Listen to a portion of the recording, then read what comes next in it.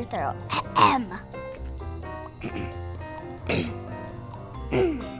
Okay, that's better. Are we gonna be looking at you or the camera? Look at me. Yep. Are you guys gonna say that's a wrap? No, we Well, usually don't say that. why would you say that?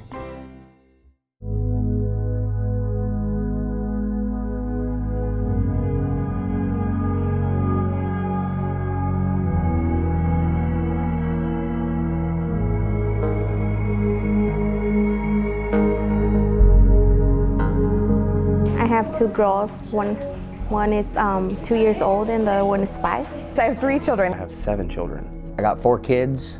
My son Jason Jr. is 17. My daughter Aubrey is 16.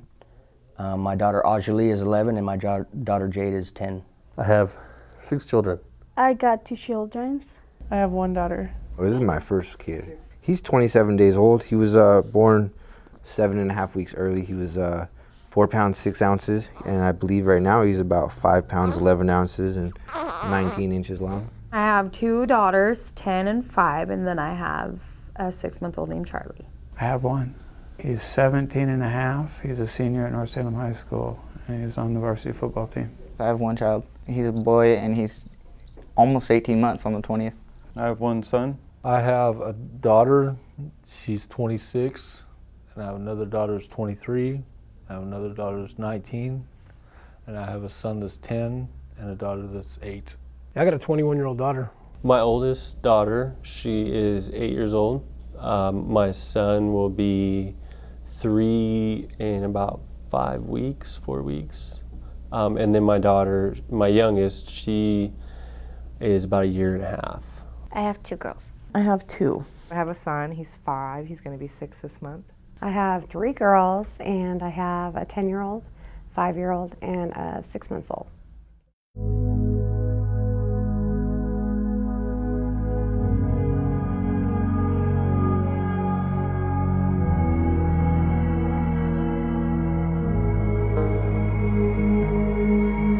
My 13-year-old and my 7-year-old son and my 4-year-old son, they live with me, but the rest, they live with their mom. He's living with his mother right now, and I'm going through my transition situation, and I spend time with him 3-4 times a week. Right now, I don't have custody. My husband has custody of them.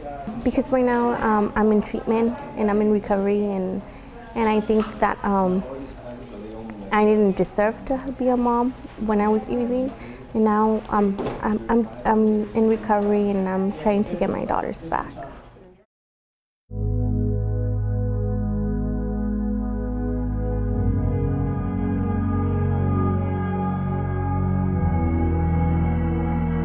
It's really important to be truthful about children when their parents are in jail. A lot of families used to tell their children, well, that mommy's away at work, or mommy or daddy's on vacation or something, and you're just going to stay with grandma for a while. And when the children find out that that's not the truth, that's just another level of betrayal. And so we really encourage people to be truthful about where parents are when they're incarcerated, and to bring children to visit. It's important that children be able to see their parent and see that they're okay. As you can imagine, it's a huge transition. If a parent has been in prison since a child was 2 and returns 3 years later and a child is 5, that child may not remember the parent if they haven't been engaged in active visitation practices. That parent is not going to know exactly how to communicate with that child, because a 2-year-old is different than a 5-year-old. When I was little, when I first met my dad, I didn't know him for half of my life. So when I was littler, when he got out, we went to his house that he was living in, and we were carving pumpkins, but I only stayed there for 5 minutes when my mom left. And I was crying because I didn't know him. It's I didn't know him. So imagine going somewhere to a stranger's house and being there for a whole day. But I didn't stay there for a whole day. Like I said, I only been there for 5 minutes, and then I called my mom and she came back and picked me up. When I was little, I didn't really know the definition or the meaning of what a dad was, because I never really had a dad really my whole life except for these 2 years.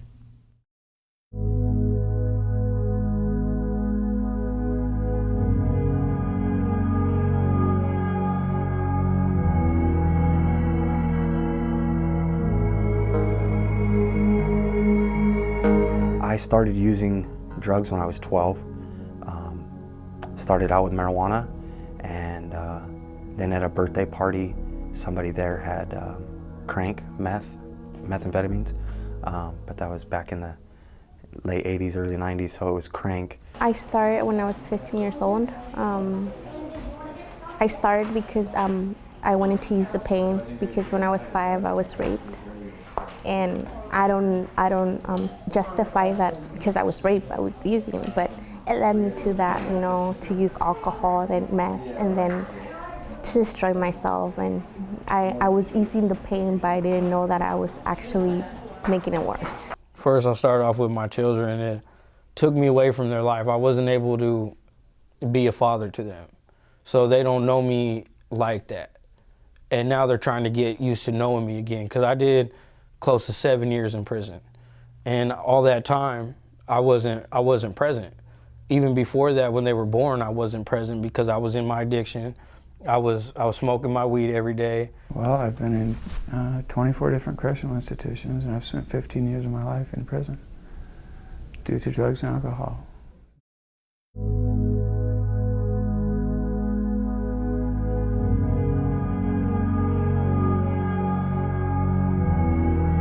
My 2 older brothers, they use and they drink, and my older sister, she uses and she drinks, and she's actually in residential treatment in Ontario right now. My little brother's in prison for robbery because he was using and drinking and he robbed a store. And then my little sister, she, as of this point, she's looking like she's functioning, but she's really not, you know. She uses too, she smokes marijuana. My grandmother, my mom's mom, did 19 years in the federal penitentiary for drugs. And both my parents, my dad was an alcoholic, but he was also a police officer. So he was what I would call as an adult a functioning alcoholic. He would drink in the evenings till he was drunk and passed out, get up in the morning, go to work, and do the same thing, you know, 5 days a week, and then on the weekends he was pretty much just inebriated all the time. I was 8 years old when I first started smoking weed. Yeah, and it was given to me by a family member, and I never stopped. I just progressed from there. The impact that has on children can affect them socially, academically, and if they come from a family culture where going to jail, being involved in criminal activity is the norm, then it can, you know, just continue that kind of behavior into the next generation. So what we're trying to do is we're trying to break that cycle of incarceration, and doing that by educating parents through the Reentry program, helping people normalize back into society, and giving people hope, giving families hope.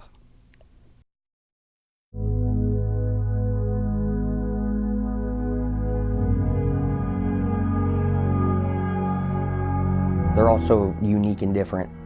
You know, like my youngest daughter loves sports, and my middle daughter is, you know, real book savvy, and my oldest daughter is real creative, and my son's just like me, so that's kind of cool. My son actually enjoys going with me to my meetings. He enjoys going out with, Friday night we have a big meeting out there and we go to dinner.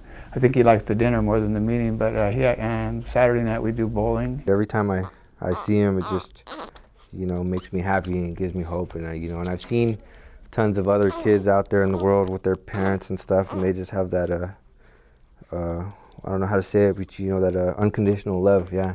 And I got that right here, you know, so it feels good. I'm gonna make a shout out to Brooklyn, where I'm gonna make a shout out to her because she's been like a good friend. I can actually talk to her.